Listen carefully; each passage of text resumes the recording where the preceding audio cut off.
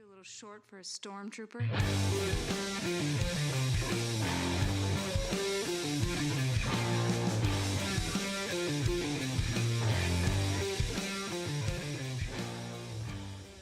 What's up, nerds, and welcome to another episode of the Multiverse Report. We're here this time to discuss everything Ahsoka Tano, from Sheely to the unknown regions and everywhere in between. You may notice that I'm not Mike Gibson. He's taking the night off. He's got some conflicts. We did bring in a special guest, Mr. Tom Babcock, a good friend of the pod, good friend of me for many years. Also a crazy Star Wars aficionado, including getting deep into some of the legend stuff that we're going to tap into to give you an Ahsoka preview. So, how we doing, Tom?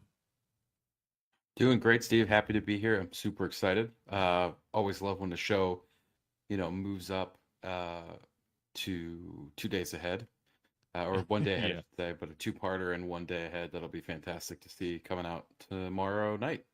Yeah, it's crazy to think that it's already on us.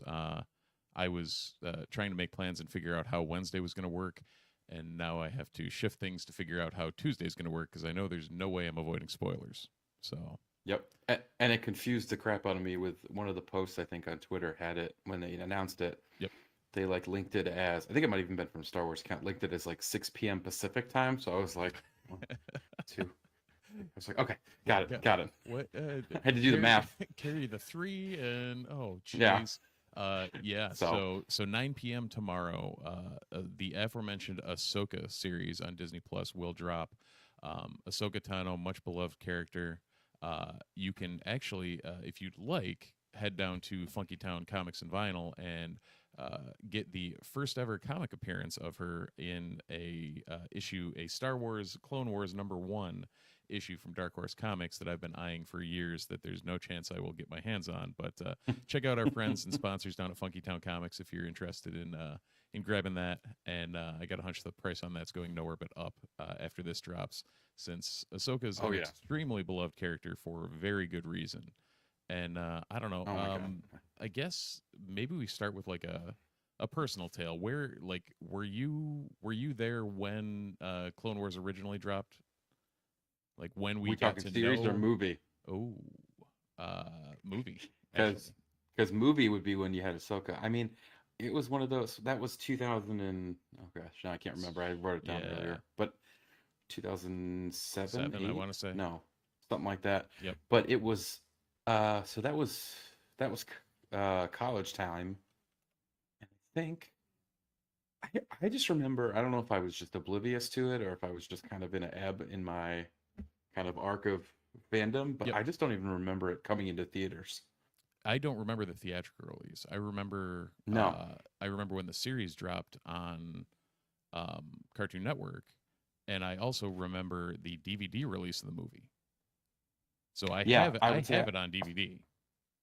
I would say I saw the series first, yep, and then found out that there was a movie afterward. I completely agree. And it was, so I went into it without knowing about the Sky Guy kind of stuff, the Sky Guy Ahsoka from the movies. Yep. And it just kind of hopped in there and so for me it was interesting as a fan, and I'm sure other people went through this as well. There was not that hatred of Ahsoka, at least for me personally, that I feel like some fans had initially. Right. Where they felt she was a really annoying character. I think that I went into it was just like, oh, she's another another Jedi addition to the crew. Yeah. So for anyone who is living under a rock and doesn't know, Ahsoka Tano is the Padawan of one Anakin Skywalker. Never mentioned in any of the live action, never mentioned anything, a pure creation of George Lucas and Dave Filoni in the Clone Wars series.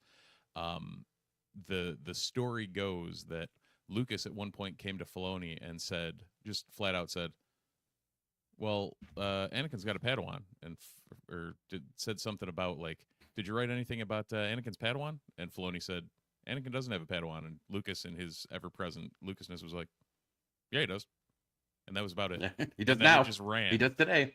So Ahsoka Tano has become a bit of a talisman for all things under the new Filoniverse. She's kind of his, I guess, prime creation. and has become, dare I say, my favorite or close to my favorite Jedi. Over the course of going from as Tom mentioned, annoying character in the Clone Wars, who, I never had any disdain, but it was like her purpose was to be that annoying foil, that young, like, mischievous snips, if you will, always talking back to Anakin, always getting the last word in. And, that relationship developing, watching the growth in the character, and then watching ultimately what we get in the latter end of Clone Wars and into Rebels, where she comes into her own, no longer a Jedi, but one of the most powerful Force users around, and we'll see where this goes in this series. Yeah, I mean, I think you make a good point, and I'm trying to think as you were mentioning, her development. I mean, in terms of the Jedi that we see on screen, either in TV or movies, I mean, she's got to be in the top 3 or 4 for most screen time in the Star Wars universe. Yeah. I mean, you're thinking Anakin, Luke, Obi-Wan, and probably Ahsoka Tano. Yeah, and Anakin, Luke, and Obi-Wan Anakin and Obi-Wan only edge her out because of their appearance in the Clone Wars. So right, and so I mean, you could almost argue that Luke is on screen or involved. I mean, not including movies, but is in. Yeah, he's been involved in much less Star Wars. He's been in many fewer Star Warses than Ahsoka has. Star Wars, yeah, yeah. But yeah, I mean, you think about it. She was in existence in terms of the timeline. I was writing it down, so I just wanted to grab it. Her character existed 22 years. Her first appearance was 22 years before the Battle of Yavin. So 22 years before original Star Wars. So if you think about that, so you've got 22 years leading up to that. Then you've got the timeline that we're roughly going to see here is got to be what, 7, 8, 9 years after. Yeah, I think we're in like 13 years after 13 BBY. Yeah, or, maybe it's even longer. But it might be 13 BBY rather than. Okay, that makes more sense. So then, so you're talking about a character that has spanned, in terms of the in the universe, 22 plus 13, 35 years. When she starts out as a kid and now has grown into, a 40-year-old, basically. Yep. Yeah, so this series will be 9 to 12 ABY. Okay. So you're looking at what was Return was 5 ABY. So you're starting 4 years after that, moving to 7 years after that. So right around the time of Mandalorian season 3 is where this kicks off, which we have seen her. So her character, Ahsoka Tano, the Togruta apprentice of Anakin Skywalker, has appeared, as we've mentioned, in the Clone Wars, in Star Wars Rebels, which this looks to be a direct sequel to, and most recently in the live-action Mandalorian. Also, Tales of the Jedi, which was a series of shorts that were released that were actually quite good, fleshing out Ahsoka and Dooku's characters. That Dooku episode was ridiculous, and all these. Yeah, it was great too. It was 2 or 3, right? Yeah, I was specifically thinking of the one with him and Mace, where it was just it showed it. Well, actually, yeah. Now that I think about it, all 3 of the Dookus were extremely good. Between him and Yaddle, I liked the Dooku and Qui-Gon. Yep. Yeah, that relationship getting fleshed out is great. Yeah. So that filled in a lot of the gaps, but and then most recently in live action in The Mandalorian, portrayed by Rosario Dawson, who will reprise her role in this show. So we've talked about Ahsoka. In the show, we're also, she's the eponymous character, like, of course, the highlight of, quote unquote, the highlight of the show. I know you're also a big Rebels fan, and it looks like this is directly going to be Rebels Season 5. And I think Filoni has come out and basically said that. From the trailers, we're getting Sabine Wren definitively. We're getting Hera Syndulla definitively. And we're getting at least Ezra Bridger in holograph form. So if Chopper, of course. And Yeah. wop, wop, wop, wop, Yeah. wop. One of the most sadistic and ridiculously disturbing droids ever, and also one of your favorite Yeah. if you've ever watched Rebels. He is. Oh my god. He's Wacko. amazing, and to see him in live action, and to see him actually like portrayed well, like what we've seen just in the clips. I mean, you could tell it was Chopper, and it felt like Chopper. And we have no idea if we will see him, but he was. Yes. It was confirmed, I believe. We'll have Zeb. Yep, he was. I at would least imagine in will be Mando. in this. So they've shown they can do him, and Steve Blum came back and reprised the voice role. And actually, I would be remiss mentioning voice actors if I did not mention Ashley Eckstein as the voice of Ahsoka Tano. She made the character, made her own. Was phenomenal in that voice role. And Steve Blum, who did the voice of Zeb in Rebels, reprised the role for the CG version that showed up in Mandalorian. Sabine Wren will be played by Natasha Lubordizzo in the live action. Harrison Dula is going to be Mary Elizabeth Winstead, so we're keeping it in the Star Wars family, literally, since she is the partner of Ewan McGregor, also known as Obi-Wan Kenobi for anyone living under a rock. And yeah, it's going to be... I can't remember who's cast as Ezra, or if they even announced who was cast. Oh, yeah. Let me just. I know this. I know this. Who was it in live action? He was. It's gonna bother me now. What was It always does. Iman Esfandi. Okay. What was Iman he in Esfandi. recently? I can't. I know the name from something, but he was in. I'm actually pulling up his IMDb as well, because like I had the same moment of like, what's he in? Yeah. He he was in King Richard. Yep. He was in what other things was he in? He's in a lot of different. I'm trying to think of the thing he was in the most. He was in a bunch of different shorts and stuff like that, but he was in a lot of. I think King Richard was the biggest thing that he was in. I think there was a movie version of King Richard, and he played, I can't remember who. Yeah. But yeah, he's mentioned briefly in there. Yeah, and so it'll be interesting to see. He literally looks the part of Ezra Bridger. Like, you saw the hollow, and you're like, oh, that's Ezra. Like, there wasn't any beating around the bush. Right. So yeah, anyone who hasn't seen Rebels, go back and watch it, because it was a phenomenal 4 seasons of animated television. The way I described it to a lot of people is Clone Wars has the peaks, but it also has the valleys. Rebels peaks may not be quite Rebels towards the end of Rebels is just about as high, and it takes a lot of the valleys out. It's a much more consistent ride, and it centers around this crew that you watch develop into a found family, and that's kind of where we leave off. Is that found family is splintered, and it looks to be that Ahsoka as a series is going to try at least to reunite them.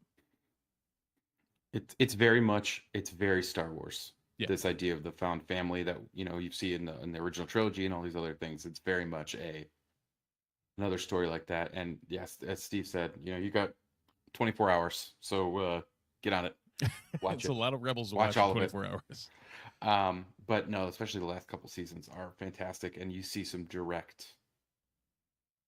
I mean, you see some of the same artwork, and I don't want to like ruin it if you haven't seen it, but I don't know why, but you see some of the same artwork in like the trailer. Yeah. That's like the mural the mural is ridiculous. Yeah. So I guess do we want to, from this point forward, basically go full spoiler and say, if you haven't watched anything prior, go do it now, and we're going to just go on the record of we will not pull any punches from here on out. And yeah, right. discussion, and we'll also cover legends and all that kind of stuff too. Yeah, there'll be lots. So if you don't want to, for some reason, I would say it's kind of hard to talk about the show if you haven't seen Rebels, or to give the background. It doesn't really, which is weird, because I'm curious. Like, my wife's very intrigued about the show, but won't watch the animation. She has some weird aversion to animation. I don't know, but she won't go back and watch Rebels or the Clone Wars, but is really excited about watching Ahsoka. So I'm waiting, and I think on the coming weeks in the podcast, I'll talk about like what her reaction is and how much explaining exactly I needed to do to get her on the same page, and where whether or not they have enough exposition to keep non people that aren't completely invested up to speed and on the same page as the rest of us. Yeah, I mean, I would definitely be really interested because I think that you're right, and I wonder if it's going to be, I think I felt kind of the same way with Obi-Wan, where I think people who didn't really follow in depthly the Star Wars universe maybe enjoyed the show, but I think if you really watched everything previously and really have a knowledge, Yep. You pick up more, and I Yeah. think that that'll probably be what Ahsoka, I would imagine, will be similar. If you're somebody who's really watched Rebels and gone through, Oh, I you'll still remember watching Mando season 2 or season 1 whenever Ahsoka showed up, and I was literally like the Leo DiCaprio meme, popping out of the chair, like pointing at the screen. Yeah, and that guy. Yeah, I was like, Lisa's like, what are you doing? I'm like, that's Ahsoka. And then right at the end, when we haven't mentioned his name, but Grand Admiral Thrawn gets mentioned, I had the same exact reaction, and she was like, "What the hell is wrong with you?" Yeah, it was just like it's one of those things where you sit there and you go, as a fan, you're like, "Oh my god, that's incredible!" Yeah. Like, what a weird, and it was so, talking about Thrawn, who's going to be in this series, like it was such a weird kind of left field mention in that show. Like, I did not expect that to be brought in, but not only, do we have Thrawn in here, but you have Morgan Elsbeth. Yeah. Straight from was that in exact Mandalorian, scene. who's in that same episode. And so Thrawn in himself, we could talk on for a while, I'm sure. But he's actually, as weird as it sounds, he's the reason I ended up becoming a crazy Star Wars fan. Because the first thing Star Wars I ever experienced was Heir to the Empire. Well, outside of like the original trilogy. And I was like, oh, those movies are fun. And then my cousin gave me a book in 1997, 96, 97 called Heir to the Empire by Timothy Zahn. And the next thing you know, I read the entirety of the expanded universe and literally would look up on the whatever happened to be considered an internet back then, like when the next books were dropping, and had them on pre-order at the what was it, B. Dalton bookseller in Sangertown Mall, or the Walden Bordens, Books, or whatever, Borders, or whatever it was.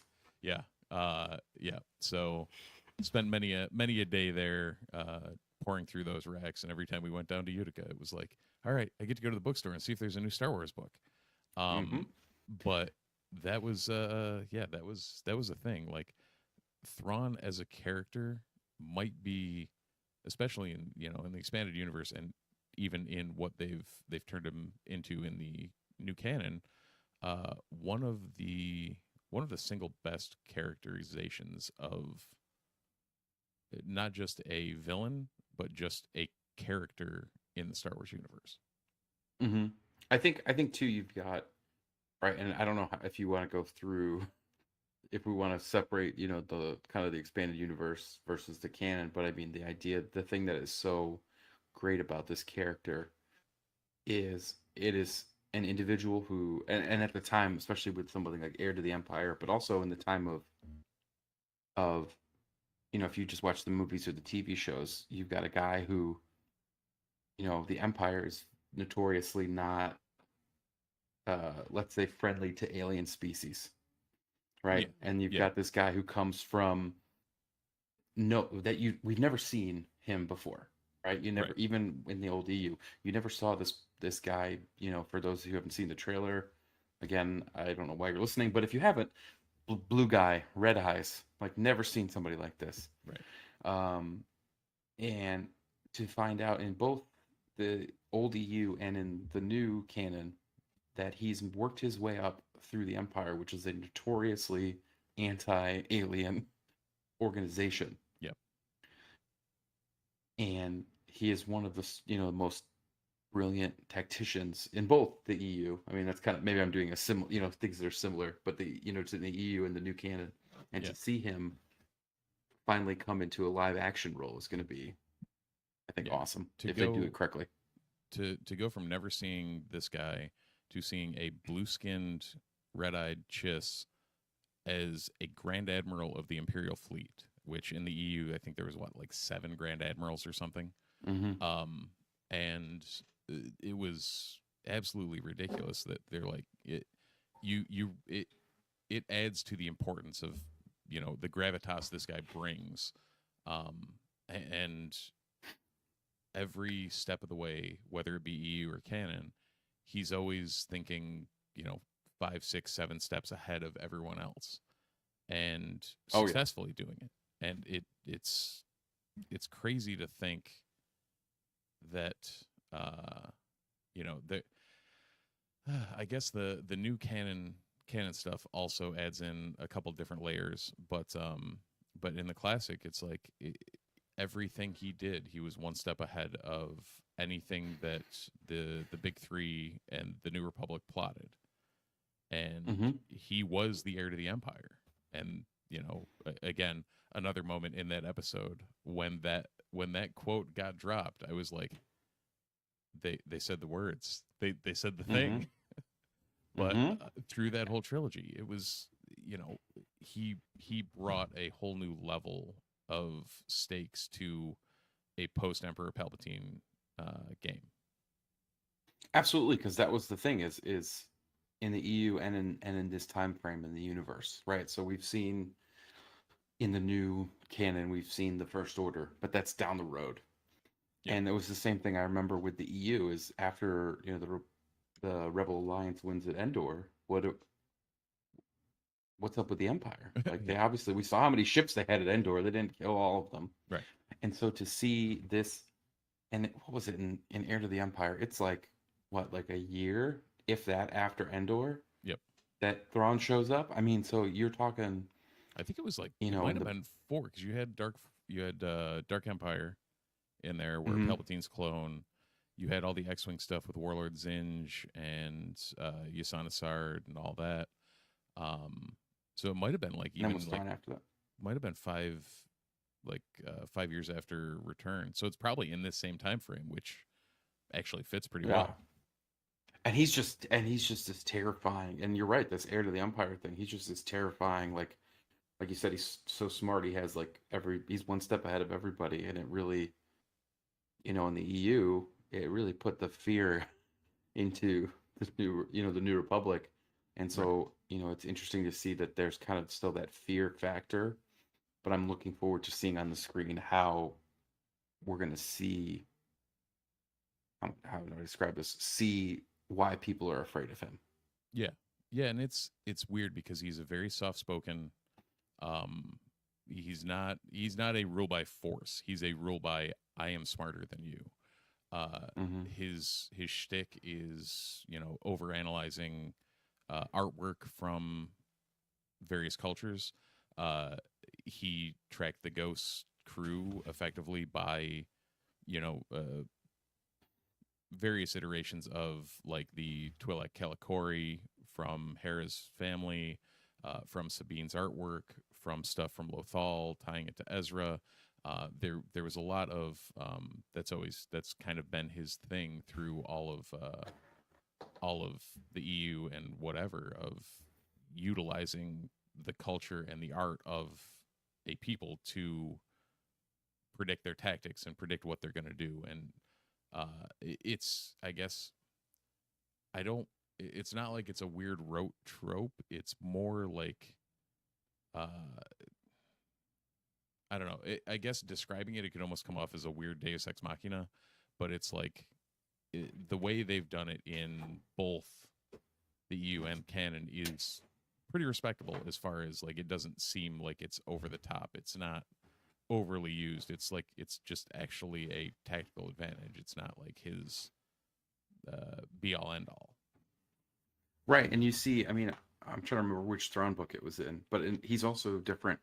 The interesting thing about him is, as opposed to someone like the Emperor or Darth Vader, in one of the books, he literally has a quote where he says, "All life has purpose."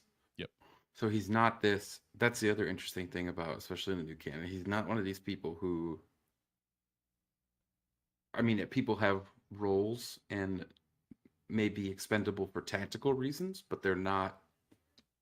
Thrawn's mindset isn't that people are just expendable for the sake of being expendable. Right. Like I mean, the that's why he Emperor or developed. Vader. That's why they developed the TIE Defender. Mm-hmm.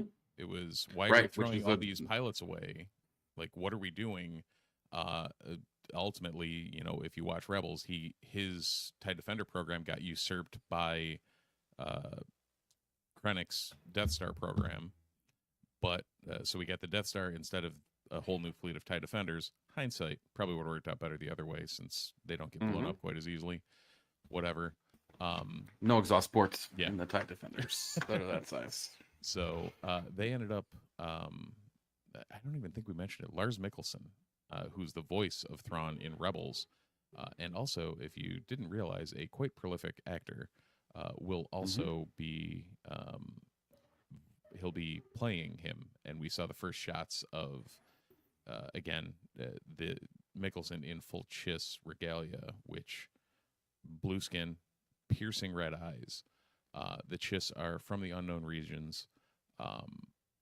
Basically, from what we know in the new canon, Thrawn's whole MO is to come in, not exploit the Empire, but his goal is to get more people to help defend the Chiss and the unknown regions from a extragalactic species that are invading, known as the Grisk.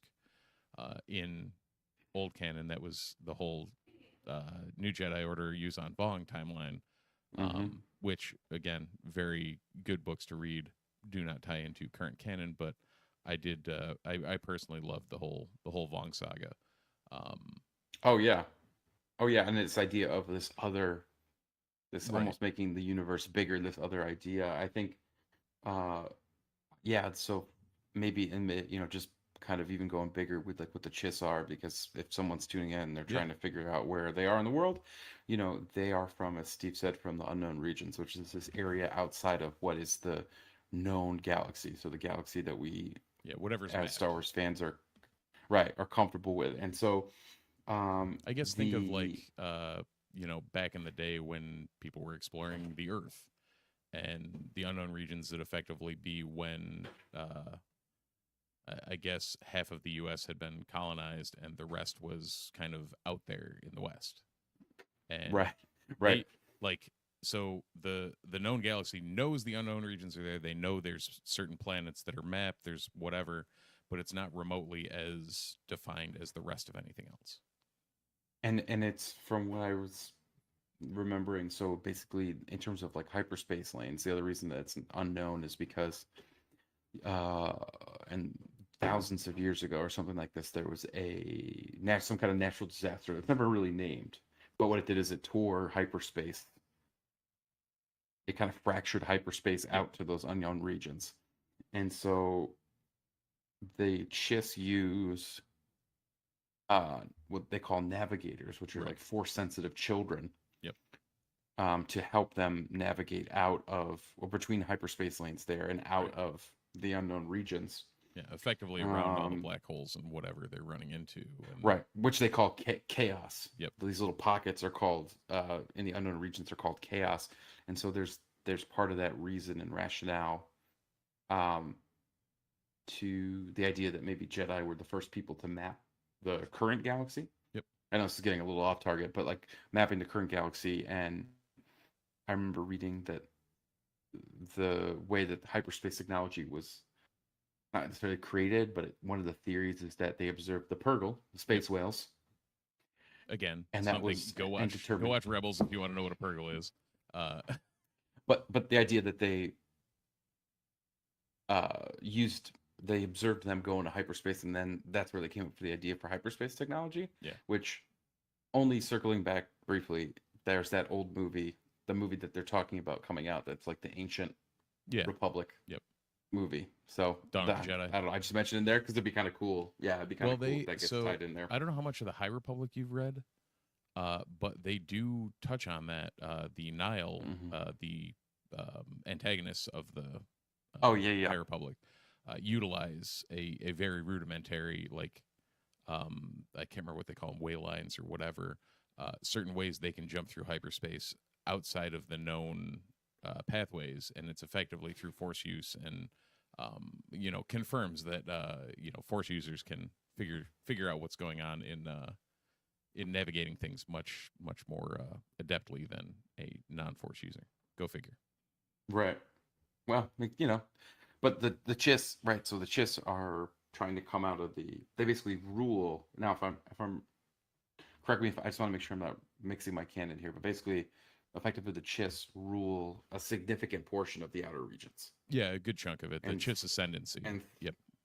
And Thrawn is a member of this Chiss ascendancy, and that, as Steve was saying, has come out into what is the galaxy that we in the Star Wars universe have been familiar with all this time.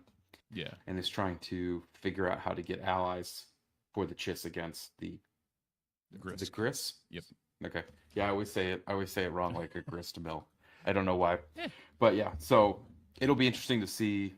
But Thrawn, like, I can't wait to see this character. Yeah. And that the whole the Chiss in general, you have, it's a very militaristic, very organized, very by the book society. And you have it's there, if you read the new canon, Thrawn and Anakin actually have a lot of interaction, which I'm curious if we'll touch on that in the series, or because we've known that Hayden Christensen is coming back as Anakin in some form or fashion, whether that's in flashback, whether that's I guess 9 BBY. It's the only other options is a Force Ghost, but it's Force Ghost, yep. So it's either flashback or Force Ghost is what we're going to see. But if we see a flashback of him interacting, both with Ahsoka and with Thrawn, that would be mildly, in my brain, that's mildly insane, just to be able to be like, oh yeah, he's playing both sides of this coin at various points in his life.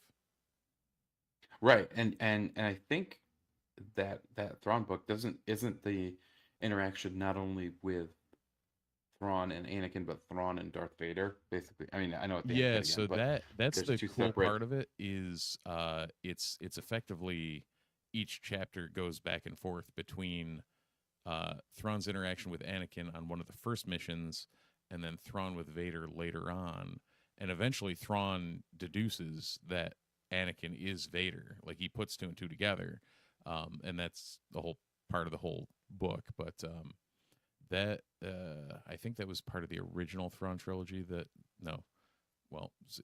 me rephrase that. Not the Ascendancy, but Timothy Zahn did the original trilogy, which was The Heir to the Empire, Dark Force Rising, Last Command. He did a couple other duologies, Hand of Thrawn and Vision of the Past. Empire of the Hand? No. Yeah. Either way, there were 2 duologies, and then Outbound Flight. And then for the new canon, he did a trilogy of Thrawn books, and then a trilogy of Thrawn books called Thrawn Ascendancy. And they're all very, very good reads. But I believe him interacting with Vader and Anakin was the second book of the first trilogy.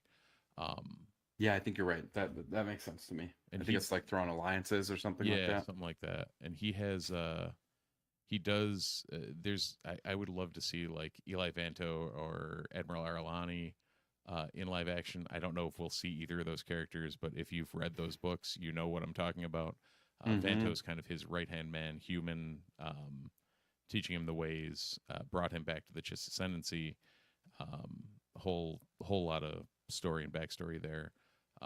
I've also realized that we're talking almost as long about Thrawn on this as we have Ahsoka. Yeah, I mean, he's a big deal. I mean, if you're going to talk about the main good guy, you got to talk about the main baddie, right? I mean, this is, for people who, given like the history we've just been talking about, people are going to want to see Thrawn do some stuff. Yeah. And especially again to, not I'm not gonna say spoiler alert again, but I just did. But if you ending Rebels, the last time we saw Thrawn in the timeline here was when he and Ezra went bye bye with the space whales Yeah. off into the middle of nowhere. So people want to know, and it's gonna be big, like they're gonna have to explain where'd he come from, how did he get back, what's he doing now, what's the plan, Right. So I think that it makes sense you got to talk about him this long because we really need to know what there's a lot of questions that need to get answered. And then I think there's really high expectations for the character, Yeah. that there needs to be he needs to do something, and not necessarily physically, which we've seen with other villains, but there needs to be some kind of this is why we're afraid of Thrawn. Yeah, exactly. I guess that partly brings us back to back around. We mentioned Anakin. We mentioned the Clone Wars numerous times. Uh, I guess, were there any arcs that stood out to you, either as Ahsoka arcs in the Clone Wars, or as something we should just be mindful of for this series? Well, I mean, I think the two things that are key is one is I think you have to remember Ahsoka's not is no Jedi, as she Right. would say in Rebels, but this idea of her Oh arc no, when she that was was Clone in the Wars. Oh no, or that Clone was Wars, no, excuse that me. was Rebels. No, Rebels it season was 2. Rebels. Yeah, Yeah, season it 2, was episode Rebels. 14. Okay. Yep. Twilight of the I was gonna Apprentice. say that was Yep. yeah, that was when they were at Malachor. Yep. But you have to remember going to Clone Wars. So I will go back to Clone Wars. That her trial as a Jedi, when she was in the Jedi, for those people going back further, you know, than Rebels, she was accused of bombing the Jedi Temple. Hmm. There was a whole trial. She was put on a very strong trial. She was ultimately acquitted, but decided to leave the Jedi Order. And that's one of the main things that reaches out to and leads to Ahsoka becoming who we see today. I think that's one of the big defining moments for her. It Uh, is, and also when you look at it, could be considered one of the bigger defining moments, even though a lot of people have not seen it or realized it in developing where Anakin Skywalker goes. mhm. It's another domino of basically losing his faith in the Jedi Order. Right. Is losing it. So that would be one arc. Yep. I don't know if there's anything I missed on that one. The other one I would say is the the arc that we just mentioned in Rebels where they go to Malachor. I mean, she is known as Fulcrum. Yep. Ahsoka is known as Fulcrum throughout Rebels. She's basically providing intelligence and helping to support the a very young Rebel Alliance. Um, and she ends up facing Darth Vader, uh, who in the course of that 3 or 4 episode arc, she realizes Darth Vader is Anakin. Um, has a fight with him on Malachor, and initially we think she dies in that fight. Yeah. And that kind of leads to the War of the Worlds. Yes, H.G. Wells, famous novel. No, the world between worlds, Yeah. which is a whole nother thing that is even mentioned or even seems to be referenced in the trailer A or little one of bit. the Yeah. clips that I saw. There seems to be some Which magic-y stuff going on, which, mhm, which yeah.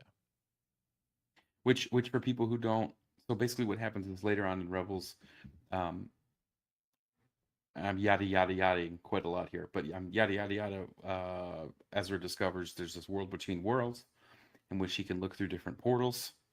Um, and one of the portals, it's just different times and places, and one of them is the fight between Ahsoka and Darth Vader that I just mentioned. And Ezra pulls Ahsoka out of that fight so she can survive. So Ahsoka's literally alive because of the world between worlds. Right. We see her walk Uh, out of that battle, but it's because of some interference, supposedly. And mhm. it's weirdly filmed, and they cut it well enough that it's open to interpretation. But there's this, yeah, we're gonna see. I think we're gonna see a lot of force magic type stuff coming into into the fray here. Whether that's, I mean, we saw in the trailer, you saw Balin Skoll and Shinhati, the two what we know as the two non-Thrawn villains of this series, played by the late Ray Stevenson, and I cannot remember the actor's name playing Shinhati. Yep, she's Ukrainian. Yep. No, I don't think it's Lubiskaya. I can't remember. We're but good at this. Ukrainian actress. We'll pull it up by the time we get back to it. But she, the two of them, along with the aforementioned Morgan Elspeth, are shown at one point in the trailer doing some sort of weird Force magic-y type stuff, which in my brain looked a little. I couldn't tell whether it was what they wanted to interpret as Night Sistery or some other form of Force magic. But there was some weird stuff going on. It didn't kind of have that green hue that you always associate with the Night Sisters of Dathomir. But if you've got Force magic going on, you can't leave them out of the equation. So it was Ivana Sakno. Ah, there you go. So for everyone screaming at the podcast or at us right now, that's who it is. Yeah, I don't know. I'm very confused. You know, the other thing that I picked up on, or at least I noticed in the trailer that I think was deliberate, that I'd be interested to know what your take is you look at their lightsabers and they're not red, they're orange. Yes. And so are they, obviously they're not Sith, because we also do see it. I don't want to even call them Inquisitors, because oh no, there was definitively an Inquisitor, someone with an Inquisitor blade. Right, with an Inquisitor blade. But my theory, again, I don't know if we're going to talk about theories later, is I'm thinking Empire, or the Emperor's Hand. Oh, kind of potential thing here. I'm thinking maybe not an Inquisitor, but maybe an Emperor's Hand. Bring that in. Maybe later bring in the Emperor's Hand. Maybe. I mean, there could be a Mara Jade. I don't know, but the other thing that I did see floating around that humored me a little bit, that was a kind of Clone Wars reference, is that you see that unmasked, or the masked Inquisitor, whoever it is, right, with the red lightsaber. Quasi-Inquisitorius. Right, and I've seen some people online say Barriss Offee, maybe. Oh, which would be a very cool. We mentioned prior, Ahsoka was framed for the bombing of the Jedi Temple. At this point, I guess you're fully spoiled on everything. She was framed by a fellow Padawan, Barriss Offee, who was the Mary Allen Padawan of Luminara Unduli, and I guess was a very strict rule follower and extremely by the book, and then snapped and decided to frame the Jedi for a various number of things, and tried to bomb the temple.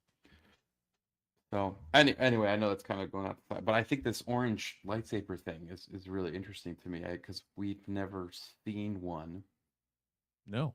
And I don't know what it means, because it's obviously not Jedi colored. Well, but it's obviously not Sith colored. You know who I think is going to tell us that? Hu Yang, who's back. The droid Hu Yang, who, I believe the quote from the Clone Wars was something along the lines of, "I have a catalog of literally every lightsaber that's ever been made, and the imprint of it in his memory banks." Voiced by David Tennant. He was a staple in the Clone Wars, a couple episodes, and it's good to have him back.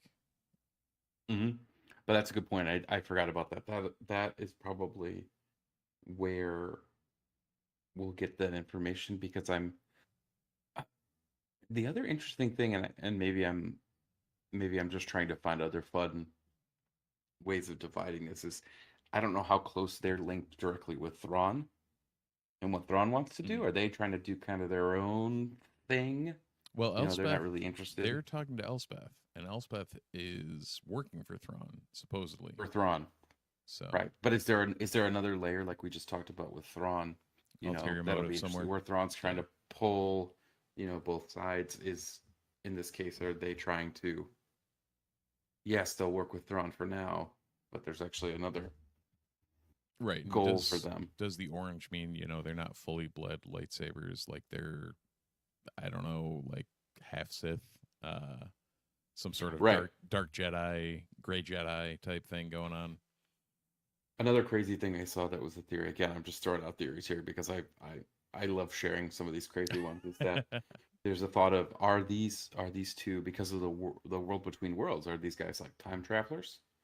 Oh, Are they yeah. from a different, is that why their blades are orange and not red? Is it from a different, again, I I'm not saying any of this is true. I'm just throwing this out there because more random stuff is hilarious to talk about. Yeah, we won't know Um, anything until tomorrow, but that's that's intriguing as to whether, you know, are they who we think they are? mhm. And Because there's this mention of like a skull mentions, in one of the clips to Ahsoka, like Anakin spoke really, really highly of you, and right, spoke of your ability. So that obviously makes me think there's some kind of Jedi right. temple connection. Whether it's fallen or Um, or whatever. Yeah, or or is he saying that he knew that Vader was Anakin and refers to him as Anakin in front of her? right. So, that. But if it's the Well, if it's the first, then it's yeah, because similarly to Ahsoka, so we're working in between the light and the dark on this, because uh that first scene in the last full trailer, uh Balin effectively impales the one trooper in the classic rebel space trooper armor or helmet, and says something like, he says something about the trooper says something about the Jedi, and similarly to Ahsoka's famous line, Skull says, "We are Mhm. no Jedi," or "We are not Jedi," or something along those lines. Rep. And I think they're trying to play in that gray area as to, we're not fully bad, we're not fully good. So I mean, we can tell by the fact they slaughter a bunch of troopers that they're probably not Right. great. they're Right. they're not Right. they're not fully light side. Let's put it that way. And then, yeah, and then I always thought, again, kind of referencing to people in the EU, one of the things I'm interested to see, from the expanded, universe of the older stuff is, um, for people who read the Heir to the Empire, Jorah Sabath, who was a Jedi basically, who in the old EU, um, foretold of, or had a premonition of the darkness of the Emperor coming to power, and as a result, attempted to flee basically the galaxy On to the try outbound to. flight, the aforementioned, I mean, we that's we right. talked about Zahn But actually had a full. So Zahn, who created Thrawn and Sabaoth, had a full book dedicated to this outbound flight, which Anakin was involved in. right, and so Jorah Sabath was a Jedi who, over time, thought the best way to try to avoid this premonition, or this Force this vision. Yeah. sense that he had. Yeah, this vision was that Jedi should rule, and that kind of led him down a dark path, and he ultimately became a dark Jedi, Right. to use today's kind of parlance. Which and So it'd be interesting to see. then in the original Heir to the Empire trilogy, uh, after that happened, he got put down, and a clone of him got resurrected by Grand Admiral Thrawn on Wayland, which we've seen Wayland in the new canon, the Emperor's cloning facility. So he cloned, or well, the Emperor cloned Jorah Sabaoth, had him guarding Wayland, and Thrawn utilizes him in the expanded universe as a mildly insane. So has all of the premonitions that Sabaoth did and whatnot imprinted on him, but is also a little off kilter because he's think multiplicity, how not all of the clones come out all that great. Right. He's one of the Right, ones some of that the came mush. out a little wonky, and that's what Thrawn's dealing with. So that's another layer in the original trilogy of like, all right, I'm trying to lead this empire and also dealing with this crazy dark Jedi. So Just trying to work here. Trying to work. Just trying to get through the day. But yeah, I mean, I think You That's know, and I that's what Rook apologize was if that for. was going off. If I go, I'm going, yeah, oh yeah. If I'm going off of on a tangent there, but I just thought that it'll be interesting to see kind of what their role is. Yeah, I'll be Um, curious if there's a the parallel like that, like you mentioned. the other one that I wanted to get kind of your opinion on, or would love to hear views, is Sabine and Hmm. Sabine's role with Ahsoka. Um, because to me, until the first time that's mentioned in the trailer, for seeing her and Rebels use like the dark saber, Yep.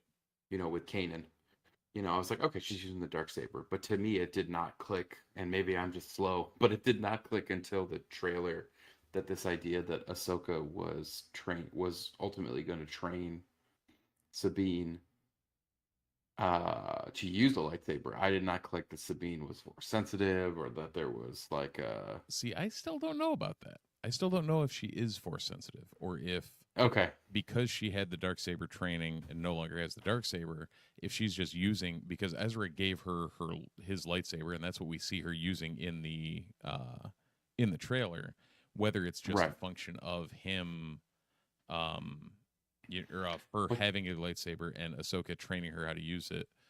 Even though she is referenced as master, it almost sounds sardonic and like well, I wonder if there's another separation thing as we see, right.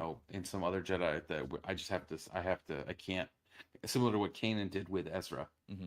where there's a point where he felt like he shouldn't be training Ezra. Right. Are we going to see that again? Now I did love. I don't know if you realized it in the trailer when so we see Sabine, who notoriously in Rebels had like pixie cut hair, um, very efficient, very able to put under the Mandalorian helmet, go full Mando garb. In the first shots of the trailer and the first shots of anything we saw, Natasha Liu Bordizzo had full blown long ass hair. Mm-hmm. In the final trailer, you see the shot of her cutting off the long hair, which in my brain is like, okay, she's going back into the fight. But I don't know if you noticed it completely, and I think Mike was actually the one that pointed it out to me. That shot parallels Kanan doing the same thing when he cut off his ponytail.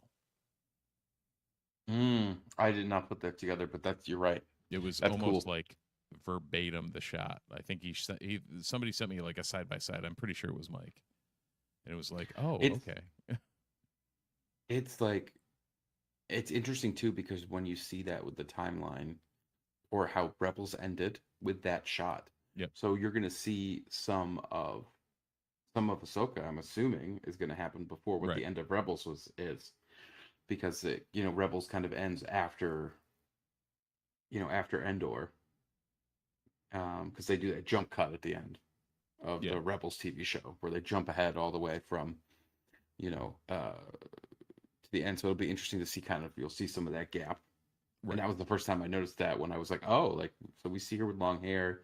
There's scenes obviously with her with the long hair, and then, oh, we're gonna go to the short hair. I was like, okay, so there's gonna be some like filling in that kind of space between when, like, the Rebels, where they do the present thing, and when they jump cut to where Rebels ends.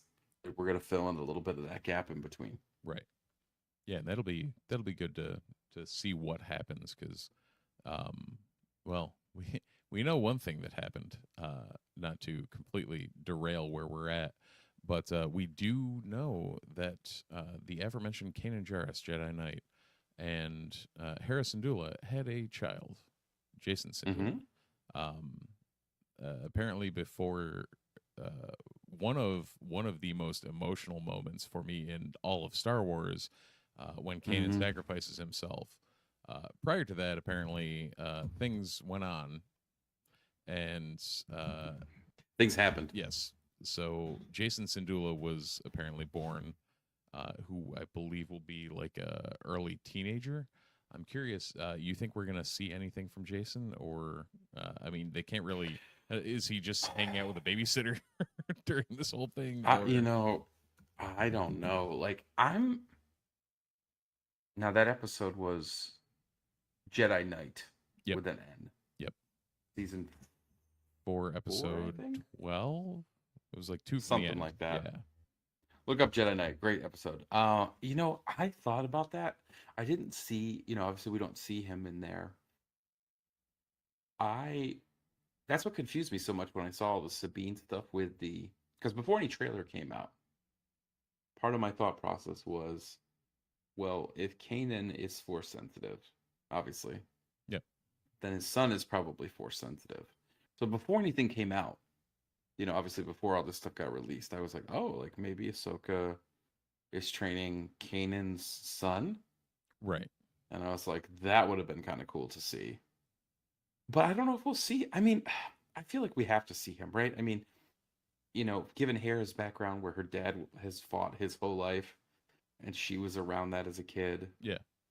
And given Hera's still, one of the interesting things I've seen in this new canon is this idea of among the New Republic, this war weariness. Mm-hmm. And this idea of these different people in different shows. In this case, you see Hera as this character, like trying to be a warning, kind of the canary in a coal mine to the New Republic that the Empire is not gone. Like you can't, we can't just let our guard down. And I just feel like we're gonna see her son. Maybe it'll be something small, but I think the kid's old. Jason will be old enough. Right. I mean, that was to make an impact. When we met Ezra, he was 14. When we met Ezra Bridger. When we met Ezra Bridger, Kanan was 14? His son hadn't been born yet. No, when we met Ezra Bridger, Ezra was 14. Oh, yeah. So I'd assume if Jason is in the same age bracket that he's primed for the fight. Do we see him I mean, we've seen The Ghost, which gave me chills because seeing The Ghost in live action was just like, yeah, buddy. It was pretty cool. Maybe Phoenix Squadron. Yeah, like, is he helping out? Like, is he the co-pilot on The Ghost? Or maybe he's in Phoenix Squadron. Yeah. Maybe he heads up Phoenix Squadron now. Or something that there's a reference. Or maybe I'm gonna throw out a theory that I just came up with. Oh boy. Maybe he's hanging out with Zeb. Maybe he's hanging out with Zeb. Yeah, could be. Or maybe he's on the. I don't want to say it, but maybe he is one of the students at the academy that goes south. That's not a bad. I mean, at that point, so at the point that he would be around, are we saying that? I guess because it's never really. That's the nice thing is they left it open enough. So like obviously when we see Grogu and Luke, I mean, is it canon that Grogu's the first student? I think so because the academy wasn't fully completed when he and Ahsoka were there. So he's probably not there. He's like Luke, a test subject. Because it would have to have been like right after Grogu left. He would have had to have found him, and I feel like that would have been an easier get than Grogu, if that makes sense. But I would, oh man, that would be great. Yeah, that would be great to have him be part of. Do we see Luke Skywalker in the series? Well, here's my prediction.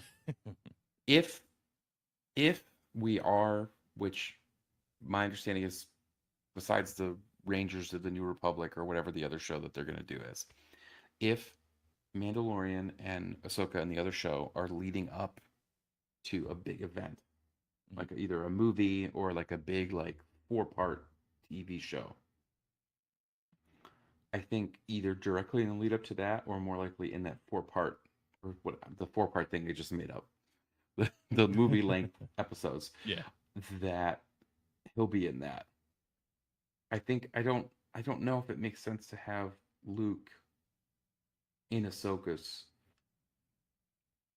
story because I guess my thought is this: Luke seems to be just like with the old EU, seems to be very fixated on finding students building the temple. Right. But I don't think he's necessarily going off world. We see in Mandalorian where, she was at the grounds of the academy as it was being built, and well, she's a friend of the family. Right. She's a friend of the family. It's so, yeah. I don't know. It's so hard because I think, like part of me would love to see that, but the other part of me thinks that like Luke Skywalker's like you bring Luke Skywalker out when like for Right. For the big episode thing, 10 you of The know. Mandalorian. Yeah. Um, I mean, right, you bring it up like Luke's out there because there's this Jedi and he's trying to, for that episode, right? Like there's no one else that yeah. can beat this. We need a Jedi. But I don't know with Ahsoka, like does it I almost think we'll maybe I'm thinking see. I think we'll see a reference maybe to him, but not anything like not him. yeah, maybe we get like a holocron teaching or Yeah. something that she's like picked up like a hey, I found this book. Like maybe check it out, Right. like that kind of thing. Something that Or Mark Hamill could throw a voice on and call it a day. yeah, or like a recording just saying like, like a you don't ever see him, but you hear his voice and he's saying to like Ahsoka's on a comm and you don't see anything, Right. but you hear him saying like, oh, you should go to the blah blah blah system because I believe there might actually be a Jedi temple there, Right. and you should go check that out. Yeah. Kind No, of I could thing, see something like that. Like yeah, him being a piece to the puzzle of like helping figure whatever out. So no, it's So I don't know. there's a I lot of don't know. It would be unknowns. interesting. There's a lot of there's a Do lot you of think? unknowns. There's a lot of known unknowns. Do you think that we'll see Kanan In like a flashback of some sort or a force ghost. either in a flashback? I don't know. Force Ghost. I feel like again that kind of cheapens it, but or as the wolf, Well, the actually, love yeah, wolf. as a force ghost, we wouldn't see solely for the sheer fact that we know that Qui-Gon was kind of the one that uncovered that. Mm-hmm. So it has to No, be he's someone dead. from that lineage. But Uh, yep. and Kanan was not. So, um, and unless they fuck with things, that's kind of off I the hope they table. don't. Please don't. Um, Don't do that. Don't do that, Star Wars. Don't do it. but yeah, I mean, the Loth Wolves and the Loth Cat or the Loth Cats, the Loth Wolves, any of that. I'm very curious how much that's going to play. Again, the Force mysticism, that sort of weird, like Ezra had that crazy animal connection that we also Mm-hmm. see with Grogu, with him being able to tame the Mudhorn and that sort of thing. But yeah, whether that comes back into play would be, another layer to it. And do we see? And I know we see obviously a hologram of Ezra Bridger. Do we see him in like I'll say the first season? So I'm of two ways about that. I feel like we either see him around episode like 4 or not until the very end. I think he's the answer to the question you asked me about will we see Luke. Okay. I think instead of when it's time to see someone, Right. or when something is needed badly, it's not going to be Luke. It's going to be Ezra shows up. Okay. Like I'm back, baby. Yeah. I'm ready. Let's got go. It. We got it. We're here. Sabine's going to be like holding the lightsaber, and all of a sudden, it's whoop, I'm going to suck out of her hand and be like, I'm here. Let's go. And he's like, I got my Purgles with me. Let's go, space whales. I'm bringing Let's ride. I'm bringing my fleet of Purgil with me. That's right. Slamming into Star Destroyers. Yeah, But I think that would be I think, what you'd build. Right. Towards, no, that makes as sense. opposed to Luke. Yeah. Will we see Mando? I hope not, personally. I also, yes, I agree. I think because we know Filoni's going to try and tie the Filoniverse together at some point. I hope it's not during season 1 of this. I think I'm hoping, praying, if I'm understanding what should make sense, is I think Mando appears in that Rangers of the New Republic show. Shouldn't appear that here would fit more. because Yeah. he's freelancing for the Republic, not for Ahsoka doing, whatever she's doing. Yeah, and we've already seen him interact with whatever squadron that was that Zeb's with. Yeah, and Paul Sun Hyung Lee from Kim's Convenience there. Carson Teva, that's his name in canon. That's right. Yeah, you see, him and Zeb being in the same squadron. I would 100% now that we've thankfully moved on from Gina Carano to changing Rangers of the New Republic to what seems to be Carson Teva and that squadron that Zeb's in. Right. I'm 100% down for that. Give Yeah, I me think Ralph that'll. McQuarrie's original concept art for Chewbacca as a live action. So yeah, if anyone doesn't know what Garza Borrelios looks like, the Lasat species is what Chewbacca was originally drawn up as by Ralph McQuarrie. So instead Mhm. of our furry friend, it would have been a very, very different look as the co-pilot for the Falcon. Would have been a very weird. It would have been different. It would have been such a different thing. But Yeah. anyway, Do I we see the digress. I don't Falcon? know. Do we see the Falcon in this? The Falcon in this? Yeah. I don't think so. All right. Why would we see the Falcon? I don't know. Just figured I'd throw it out there. What the hell? We're in. Darth Maul's coming back now. He got new legs again. Got no arms. He's got no head. But he's out.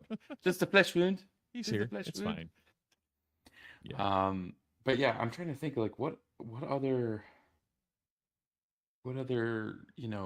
things are you looking forward to seeing in the show, or things that you want to see happen if you could like come up with season 1, like this is what I want to Yeah. have happen. Bop bop bop bop. I don't even know. I think for me the biggest thing is just seeing Thrawn in the flesh, seeing Ahsoka, like we've already seen Ahsoka, but seeing Ahsoka like fully realized and in her own element, continuing that Rebel storyline, which I hold very dear in my heart. And as long as they can, do that true, I think I'll be very happy with what they do in season 1. Yeah. Yeah. I think it's just, they've got to, with Ahsoka, they've got to find that balance of what she's doing out in the galaxy as opposed to everything else that's happening in the galaxy. And there's almost this kind of in the shadows sense of what's going on, because you do have like this overarching, you've got the New Republic, which I think it's canon too that Mon Mothma at this point was the head of the New Republic and ordered that like a serious budget cut to the military. I think it was like 90% of it is something like that, like demilitarized, shredded after the Empire so was gone. Right. So you've got that bigger thing, and I think Thrawn becoming into that part of the bigger picture. But Ahsoka's always kind of operated in the shadows, whether it's Fulcrum or kind of in between, So, and if you read her EU book, go do that, because that was a phenomenal in shadows read. Yeah, and I think if they just get, she can build into that main part, right? Into being in the main kind of big screen or the big picture of the galaxy as a whole. But I would just love to see them kind of develop and finish the story, which is find Ezra. Yeah. Whether that takes 1 season or 3 seasons or however long it takes, but that needs to be the, as you mentioned early on, this kind of found family needs to get back together. Yep. So if we end up with there at the end of the season, I think we're in a good spot. If we end up there earlier and we end up developing more of the Thrawn and Chiss, I think we'll still be okay. Ultimately, I think we have to get Ahsoka to convince Sabine to rejoin the fight, which we've seen in the trailer. Mm-hmm. We have to find a way to get them to the unknown regions and tracking and finding where Thrawn is. And we have to somehow figure out where the hell Balin and Shin fit into this whole thing. Will we do it? I'm sure. I have trouble tempering my expectations for this. I've been very, very good at tempering my expectations for a lot of the other stuff we cover on this podcast. Any of the MCU stuff recently, any of the DCEU, any of that sort of other nerdery. I have very much been able to temper my expectations from and enjoy stuff. I hope I can do the same for this. Hopefully it lives up to expectations, but holy shit, I am hyped for tomorrow.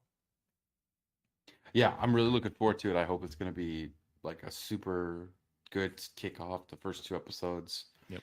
And I think it's going to be, hopefully hit the ground running. And like we said, as long as moves forward and getting to see these characters that with Ron and Ahsoka. I mean, these are two of your longest between the EU or in the new canon.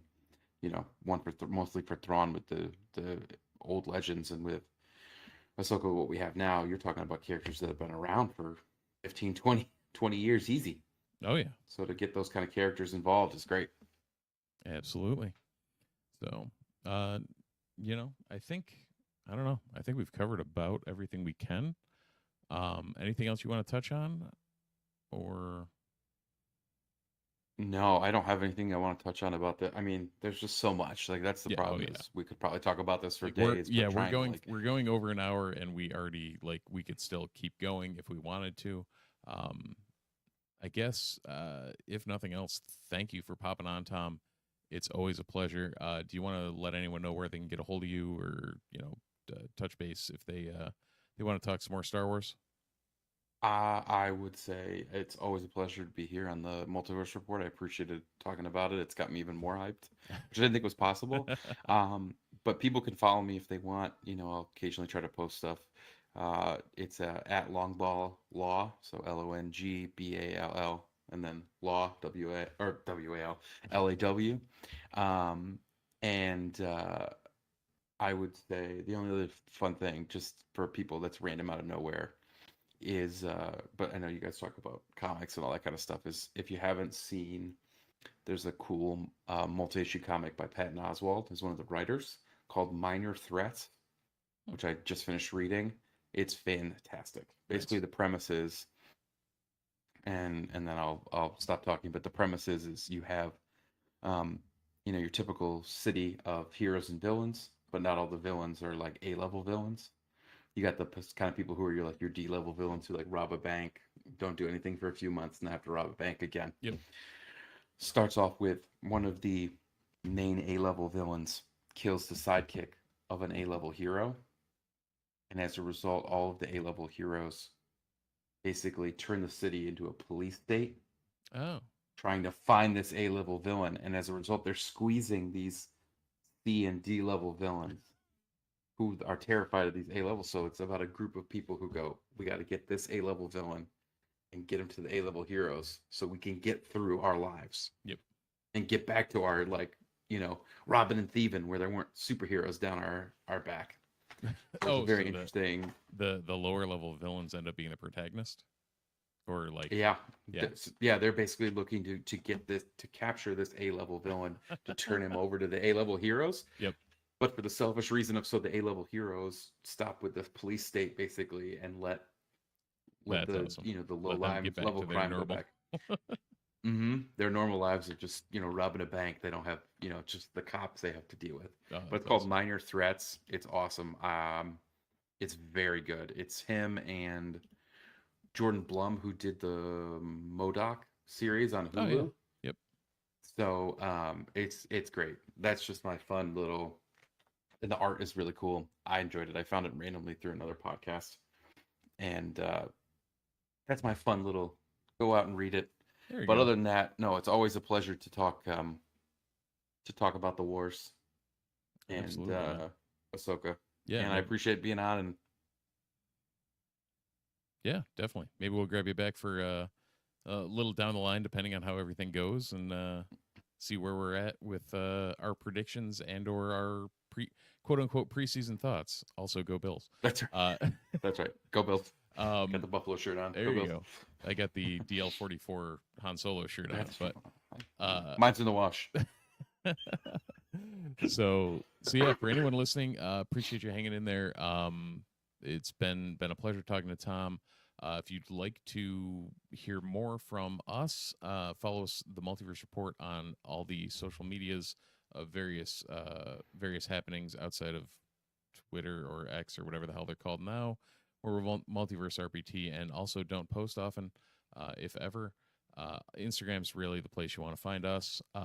Also, themultiverseport.com, themultiverseport at gmail.com if you want to send us anything.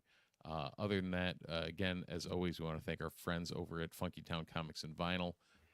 Great, great folks over there. Appreciate everything they do for us, and you know, that they do for my pull list because they curate it. So we're good to go. And as always, thanks for watching, thanks for listening, and we'll see you around the multiverse.